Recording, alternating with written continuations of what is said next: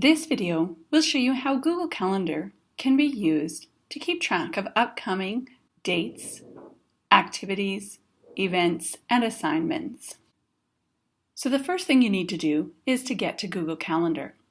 One way in which you can get to Google Calendar is through the waffle. So if I click on the waffle, and again you will need to be signed into Google, I can see Calendar. So I'll click on Calendar, and this will take me to my Google Calendar.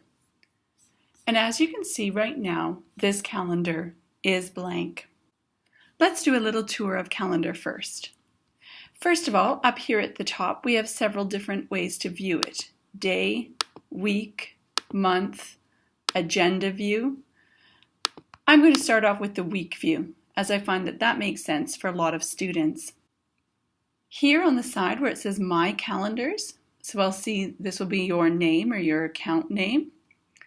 You may or may not have ones underneath. Underneath others' calendars, you may see a list of ones, and those would be associated with your child or with your class's Google Classroom accounts. You can click on them. When they are colored, they will show on the calendar. If you click on them again, they will delete it. So it just depends on what you want to see at a time. I'm going to leave it off for this example right now.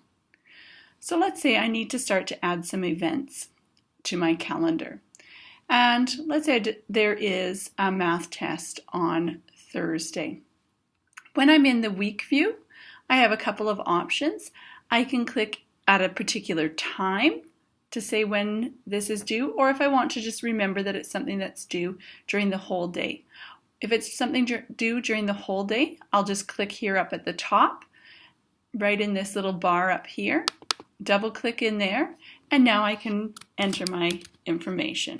Math test unit 1.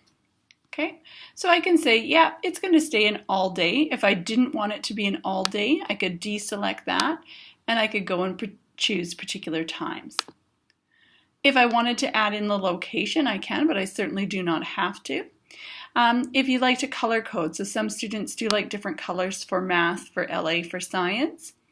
And then down here again is a notification. So those are little pop-ups, reminders. Right now this is set 10 minutes. Perhaps I want to set it to 1 day before. And then I will simply click on Save. Okay. Likewise, if I know that I always have library on Fridays, I can double click and add a recurring event.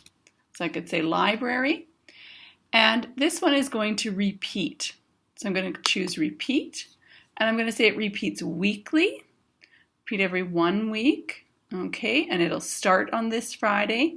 And right now it's set to never end, so I might just choose on, and it gives me a date, but if I click right in that date box, I could scroll forward and I'll say, well, that goes to the end of the school year.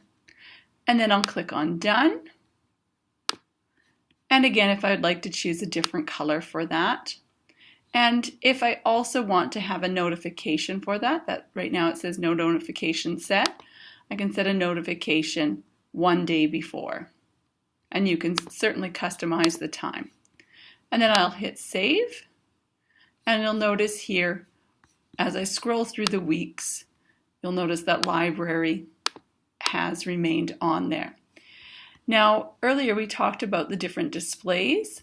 So here, this is where the agenda display becomes useful, as I can go through and we can see the upcoming things in a list.